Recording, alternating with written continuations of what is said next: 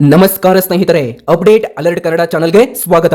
ಇವತ್ತಿನ ಈ ವಿಡಿಯೋದಲ್ಲಿ ಕರ್ನಾಟಕದಲ್ಲಿ ತೀವ್ರವಾಗುತ್ತಿರುವ ಚಳಿ ಹವಾಮಾನ ಇಲಾಖೆಯಿಂದ ಮಹತ್ವದ ಎಚ್ಚರಿಕೆಯನ್ನು ಕೊಡಲಾಗಿದೆ.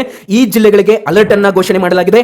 ಈ ಜಿಲ್ಲೆಯವರು ಇನ್ನು 5 ರಿಂದ 6 ದಿನಗಳ ಕಾಲ ಭಾರಿ ಎಚ್ಚರಿಕೆಯಿಂದ ಮುನ್ನೆಚ್ಚರಿಕೆಯಿಂದ ಇರಬೇಕೆಂದು ಹೇಳಲಾಗಿದೆ.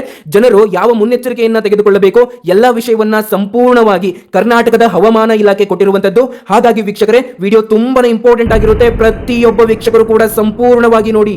ಸ್ನೇಹಿತರೆ, ಈ ಜಿಲ್ಲೆಗಳಿಗೆ ಅಲರ್ಟ್ ಅನ್ನ ಘೋಷಣೆ ಮಾಡಲಾಗಿದೆ. ಇಂಡಿಯಾ ಮೆಟೆರೋಲಜಿಕಲ್ ಡಿಪಾರ್ಟ್ಮೆಂಟ್ ಅಂದ್ರೆ IMD ಹವಾಮಾನ ಇಲಾಖೆ ಕರ್ನಾಟಕದ ಈ ಪ್ರಮುಖ ಜಿಲ್ಲೆಗಳಿಗೆ ಅಲರ್ಟ್ ಅನ್ನ ಘೋಷಣೆ ಮಾಡಲಾಗಿದೆ. ಹಾಗೂ ಈ ಜಿಲ್ಲೆಗಳಿಗೆ ಎಚ್ಚರಿಕೆಯುಳ್ಳ ಚಳಿಯನ್ನ ಘೋಷಣೆ ಮಾಡಲಾಗಿದೆ. ನೋಡಿ, ಇಲ್ಲಿ ತಾಪಮಾನ ಭಾರಿ ಕುಸಿತದಿಂದ ಉತ್ತರ ಕರ್ನಾಟಕದ ಜಿಲ್ಲೆ ಬೆಂಗಳೂರು ಆಗಲಿ ಮತ್ತು ಕರ್ನಾಟಕದ ಈ ಎಲ್ಲಾ ಜಿಲ್ಲೆಗಳಿಗೂ ಕೂಡ ಭಾರಿ ಎಚ್ಚರಿಕೆಯನ್ನ ಕೊಡಲಾಗಿದೆ.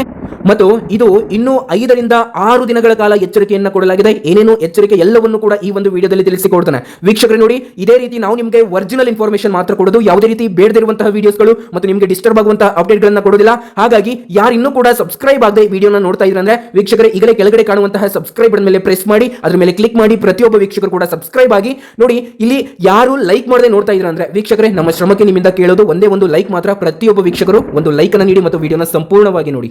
ಸ್ನೇಹಿತರೆ, ಈಗ ಉತ್ತರ ಕರ್ನಾಟಕದ ಜಿಲ್ಲೆಗಳಲ್ಲಿ ಮತ್ತು ಅನೇಕ ಜಿಲ್ಲೆಗಳಲ್ಲಿ ತಾಪಮಾನ ಭಾರಿ ಕುಸಿತವಾಗಿದೆ. ನೋಡಿ, ಇಲ್ಲಿ ಅನೇಕ ಜಿಲ್ಲೆಗಳಿಗೆ ಎಚ್ಚರಿಕೆಯನ್ನ ಕೊಡಲಾಗಿದೆ. ಈ ಎಲ್ಲಾ ಜಿಲ್ಲೆಗಳ ಮಾಹಿತಿಯನ್ನು ತಿಳಿಸ್ತಾನೆ ಬನ್ನಿ ವೀಕ್ಷಕರೇ.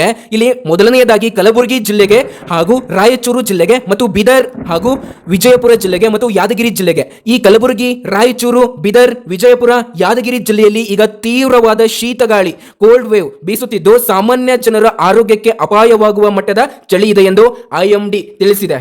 ಮತ್ತು ತಾಪಮಾನ ಭಾರೀ ಕುಸಿತ ಉತ್ತರ ಕರ್ನಾಟಕದಲ್ಲಿ ಚಳಿ ಪೀಕ್. ಸ್ನೇಹಿತರೆ, ಈಗ ಉತ್ತರ ಕರ್ನಾಟಕದ ಜಿಲ್ಲೆಗಳಲ್ಲಿ ತಾಪಮಾನ ಭಾರೀ ಕುಸಿತವಾಗಿದೆ. ವಿಜಯಪುರ ಜಿಲ್ಲೆ ಮತ್ತು ಬೀದರ್ ಜಿಲ್ಲೆ ಕನಿಷ್ಠ ತಾಪಮಾನ 7.4 ಡಿಗ್ರಿ ಸೆಲ್ಸಿಯಸ್ಗೆ ಇಳಿದಿದೆ. ರಾಯಚೂರು ಜಿಲ್ಲೆ ನೋಡಿ, ಬಿಸಿಲು ನಾಡು ಅಂತ ಕರೆದಿದ್ದಾರೆ. ಅದರಲ್ಲೂ ಈ ರಾಯಚೂರು ಜಿಲ್ಲೆ ಮತ್ತು ಧಾರವಾಡ ಜಿಲ್ಲೆ ಕನಿಷ್ಠ ತಾಪಮಾನ 9 ಡಿಗ್ರಿ ಸೆಲ್ಸಿಯಸ್ ದಾಖಲಾಗಿದೆ. ಸಾಮಾನ್ಯವಾಗಿ ಇರಬೇಕಾದ ತಾಪಮಾನಕ್ಕಿಂತ 6 ರಿಂದ 7 ಡಿಗ್ರಿ ಕಡಿಮೆ ಇದೆ ಸ್ನೇಹಿತರೆ. ವಿಶೇಷವಾಗಿ ಬೀದರ್, ವಿಜಯಪುರ, ಕಲಬುರಗಿ, ರಾಯಚೂರು ಜಿಲ್ಲೆಗಳಲ್ಲಿ ಬೆಳಗ್ಗಿನ ಜಾವ ಚಳಿ ಅತಿಯಾದ ಮಟ್ಟದಲ್ಲಿ ಇರುತ್ತೆ. ಮತ್ತು ಇತ್ತ ನಮ್ಮ ಬೆಂಗಳೂರು ಪರಿಸ್ಥಿತಿ ನೋಡೋದಾದ್ರೆ ದಟ್ಟ ಮಂಜು. ನೋಡಿ, ಇನ್ನು ರಾಜಧಾನಿ ಬೆಂಗಳೂರು ಬಗ್ಗೆ ಮಾತನಾಡೋಣ.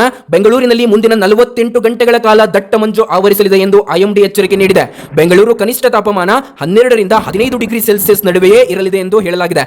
ಆದರೆ ಇಲ್ಲಿನ ದೊಡ್ಡ ಸಮಸ್ಯೆ ಏನಂತಂದ್ರೆ ಏರ್ ಕ್ವಾಲಿಟಿ ಇಂಡೆಕ್ಸ್ AQI ಅಂತ ಹೇಳ್ತಾರೆ. ಇದು 172ಕ್ಕೆ ತಲುಪಿದೆ. ಇದರಿಂದ ಉಸಿರಾಟದ ತೊಂದರೆ ಆಗಲಿದೆ ಮತ್ತು ಕಫ ಆಗುತ್ತೆ, ಎದೆ ನೋವು ಆಗುತ್ತೆ ಮತ್ತು ಮಕ್ಕಳಿಗೆ ಮತ್ತು ವೃದ್ಧರಿಗೆ ಸಮಸ್ಯೆ ಹೆಚ್ಚಾಗುವ ಸಾಧ್ಯತೆ ಇದೆ. ಇದು ಬೆಂಗಳೂರಿನ ತಾಪಮಾನ ವರದಿಯಾಗಿದೆ. ವಿಶೇಷವಾಗಿ ಬೆಳಿಗ್ಗೆ ಮತ್ತು ರಾತ್ರಿ ಸಮಯದಲ್ಲಿ ಬೆಂಗಳೂರಿನಲ್ಲಿ ಹೊರಗೆ ಹೋಗುವಾಗ ಎಚ್ಚರಿಕೆಯಿಂದ ಇರಬೇಕೆಂದು IMD ಹವಾಮಾನ ಇಲಾಖೆ ವರದಿಯನ್ನ ನೀಡಿದೆ. ವೀಕ್ಷಕರೇ, ವಿಡಿಯೋನ ಸಂಪೂರ್ಣವಾಗಿ ಕೊನೆವರೆಗೂ ಕೂಡ ನೋಡಿ. ಯಾರಿನ್ನೂ ಲೈಕ್ ಮಾಡದೆ ನೋಡ್ತಾ ಇದ್ರೆ ಅಂದ್ರೆ ಒಂದು ತಪ್ಪದೆ ಲೈಕ್ ಅನ್ನು ನೀಡಿ. ನೋಡಿ, ಇಲ್ಲಿ ಹೆದ್ದಾರಿಯಲ್ಲಿ ಸಂಚಾರ ಅಪಾಯ, ವಾಹನ ಚಾಲಕರಿಗೆ ಎಚ್ಚರಿಕೆ. ನೋಡಿ ಸ್ನೇಹಿತರೆ, ಈಗ ದಟ್ಟ ಮಂಜು ಕಾರಣದಿಂದ ರಾಷ್ಟ್ರೀಯ ಹೆದ್ದಾರಿಯಲ್ಲಿ 10 ರಿಂದ 15 ಅಡಿ ದೂರದ ವಾಹನಗಳು ಕೂಡ ಕಾಣಿಸದೇ ಹೋದರೆ ಪರಿಸ್ಥಿತಿ ಬೆಳಗಿನ ಜಾವ ಸಂಚಾರ ಬಹಳ ಅಪಾಯವಾಗುತ್ತೆ. ಅದರಲ್ಲೂ ಕಲಬುರಗಿ, ಬೀದರ್, ವಿಜಯಪುರ, ರಾಯಚೂರು ಮಾರ್ಗಗಳಲ್ಲಿ ಈ ಸಮಸ್ಯೆ ಹೆಚ್ಚು ಕಾಣಿಸುತ್ತದೆ ಎಂದು ಹೇಳಲಾಗಿದೆ. ವಾಹನ ಚಾಲಕರಿಗೆ ವಿಶೇಷ ಸೂಚನೆಯನ್ನ ಕೊಡಲಾಗಿದೆ. ಫಾಗ್ ಲೈಟ್ ಕಡ್ಡಾಯವಾಗಿ ಬಳಸಬೇಕು, ವೇಗ ಕಡಿಮೆ ಮಾಡಬೇಕು ಮತ್ತು ಬೆಳಗ್ಗಿನ ಜಾವ ಪ್ರಯಾಣವನ್ನ ತಪ್ಪಿಸಿ ಆದಷ್ಟು ಅಂತ IMD ತಿಳಿಸಿದೆ. ಮತ್ತು ಈ ತೀವ್ರ ಚಳಿಗೆ ಕಾರಣ ಏನಂತಂದ್ರೆ ಸ್ನೇಹಿತರೆ, ಈ ತೀವ್ರ ಚಳಿಗೆ ಪ್ರಮುಖ ಕಾರಣ ಲಾ ನಿನಾ ಪರಿಣಾಮ. ಏನ್ ಹೇಳಿ? ಲಾ ನೀನಾ ಪರಿಣಾಮ. ಈ ಪೆಸಿಫಿಕ್ ಮಹಾಸಾಗರದಲ್ಲಿ ಉಂಟಾಗಿರುವ ಲಾ ನೀನಾ ಪರಿಣಾಮದಿಂದ ಉತ್ತರ ಭಾರತದ ತಂಪಾದ ಗಾಳಿ ಈಗ ದಕ್ಷಿಣ ಭಾರತದ ಕರ್ನಾಟಕದ ಒಳಭಾಗಕ್ಕೆ ನುಗ್ಗುತ್ತಿದ್ದು, ಅದೇ ಕಾರಣಕ್ಕೆ ಕಲಬುರಗಿ, ಬೀದರ್, ರಾಯಚೂರು, ವಿಜಯಪುರ, ಯಾದಗಿರಿ ಜಿಲ್ಲೆಯಲ್ಲಿ ಅತಿಯಾದ ಚಳಿ ಅನುಭವಿಸುತ್ತಿದ್ದೇವೆ. ಮತ್ತು IMD ಹವಾಮಾನ ಇಲಾಖೆಯಿಂದ ಆರೋಗ್ಯ ಅಂತಂದ್ರೆ ಮುನ್ನೆಚ್ಚರಿಕೆಗಳನ್ನ ಎಲ್ಲರೂ ಕೂಡ ತಪ್ಪದೆ ಪಾಲಿಸಲೇಬೇಕು ಅಂತ ಹೇಳಲಾಗಿದೆ. ಸ್ನೇಹಿತರೆ, ಈ ಚಳಿಯಲ್ಲಿ ಆರೋಗ್ಯ ಅತ್ಯಂತ ಮುಖ್ಯ. ಮಕ್ಕಳು ಮತ್ತು ವೃದ್ಧರು ಕಡ್ಡಾಯವಾಗಿ ಬೆಚ್ಚನೆಯ ಉಡುಪು ಧರಿಸಬೇಕು. ರಾತ್ರಿ ಸಮಯದಲ್ಲಿ ಚಳಿ ನೇರವಾಗಿ ತಾಕದಂತೆ ನೋಡಿಕೊಳ್ಳಬೇಕು. ಬಿಸಿ ಆಹಾರವನ್ನ ಸೇವಿಸಿ ಅಂತ ಹೇಳಲಾಗಿದೆ. ನೋಡಿ, ಬಿಸಿ ನೀರು ಕುಡಿಯಿರಿ ಮತ್ತು ಸೋಪ್ ಮತ್ತು ಕಷಾಯ ಹಾಗೂ ಬಿಸಿ ಊಟವನ್ನ ಮಾಡಿ ಅಂತ ಹೇಳಲಾಗಿದೆ. ಮತ್ತು ಬೆಳಗ್ಗಿನ ಜಾವ ವಾಕಿಂಗ್ ಬೇಡ ಅಂತ ಹೇಳಲಾಗಿದೆ. ವೀಕ್ಷಕರೇ ನೋಡಿ, ದಯವಿಟ್ಟು ಇದನ್ನ ಯಾರು ನಿಮ್ಮ ಸ್ನೇಹಿತರು ಬೆಳಗ್ಗೆ ವಾಕ್ ಮಾಡ್ತಿರ್ತಾರಲ್ಲ ಅವರಿಗೆ ಶೇರ್ ಮಾಡಿ. ಇಲ್ಲಿ ಹೆಚ್ಚು ಚಳಿ ಇರುವಾಗ ವಾಕಿಂಗ್ ಹೋಗಬೇಡಿ ಬೆಳಗಿನ ಜಾವ. ಮತ್ತು ಬಿಸಿಲು ಬಂದ ನಂತರ ಹೊರಗೆ ಹೋಗುವುದು ಉತ್ತಮ ಅಂತ ಹೇಳಲಾಗಿದೆ. ಮತ್ತು ಉಸಿರಾಟ ಸಮಸ್ಯೆ ಇದ್ದವರು ಮಾಸ್ಕ್ ಅನ್ನ ಬಳಸಿ. ಧೂಳು ಮತ್ತು ಮಂಜುವನ್ನ ತಪ್ಪಿಸಿ ಇದರಿಂದ ನಿಮ್ಮ ಆರೋಗ್ಯ ಸುಧಾರಣೆ ಆಗುತ್ತೆ ಅಂತ ಹೇಳಲಾಗಿದೆ. ನೋಡಿ, ಇದು ಜನವರಿಯಲ್ಲೂ ಇನ್ನೂ ಹೆಚ್ಚಾಗುತ್ತಾ ಚಳಿ. ನೋಡಿ ವೀಕ್ಷಕರೇ, IMD ಮಾಹಿತಿ ಪ್ರಕಾರ ಜನವರಿ ತಿಂಗಳಿನಲ್ಲಿ ಚಳಿಯ ತೀವ್ರತೆ ಇನ್ನೂ ಹೆಚ್ಚಾಗುತ್ತೆ ಮತ್ತು ವಿಶೇಷವಾಗಿ ಉತ್ತರ ಕರ್ನಾಟಕದ ಜಿಲ್ಲೆಗಳಲ್ಲಿ ಅಂತಂದ್ರೆ ಆಲ್ಮೋಸ್ಟ್ ಉತ್ತರ ಕರ್ನಾಟಕದ ಜಿಲ್ಲೆಗಳು ಹಾವೇರಿಯಿಂದ ಹಿಡಿದು ವಿಜಯಪುರ ಜಿಲ್ಲೆವರೆಗೂ ಎಲ್ಲಾ ಜಿಲ್ಲೆಗಳಿಗೂ ಕೂಡ ವಿಶೇಷವಾಗಿ ಅತಿ ತೀವ್ರವಾಗಿ ಚಳಿ ಇರುತ್ತೆ ಅಂತ ಹೇಳಲಾಗಿದೆ. ಮತ್ತು ಇದರ ಒಂದು ಎಫೆಕ್ಟ್ ಬೆಂಗಳೂರು ಮತ್ತು ದಾವಣಗೆರೆ ಹಾಗೂ ಇನ್ನಿತರ ಜಿಲ್ಲೆಗಳಿಗೂ ಕೂಡ ಹಬ್ಬಲಿದೆ ಅನ್ನುವಂತಹ ಮಾಹಿತಿ ಲಭ್ಯವಾಗ್ತಾ ಇದೆ. ನೋಡಿ, ಇಲ್ಲಿ ಒಮ್ಮೆ ಮತ್ತೆ ಗಮನಿಸಿ ಸ್ನೇಹಿತರೆ, ಅತಿಯಾದ ಚಳಿ ಇರುವ ಜಿಲ್ಲೆಗಳಲ್ಲಿ ನಮ್ಮ ಉತ್ತರ ಕರ್ನಾಟಕದ ಜಿಲ್ಲೆಗಳನ್ನ ಲಿಸ್ಟ್ ಅಂತ ಹೇಳಲಾಗಿದೆ.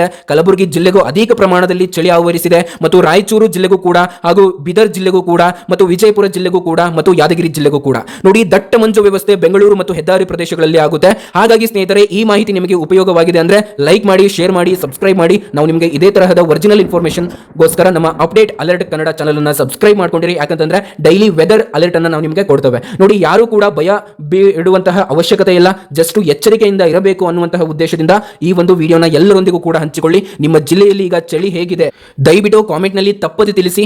ಜಾಗ್ರತೆ ಇರಲಿ, ಆರೋಗ್ಯವನ್ನ ಕಾಪಾಡಿಕೊಳ್ಳಿ. ಮತ್ತೆ ಭೇಟಿಯಾಗೋಣ. ಜೈ ಕರ್ನಾಟಕ.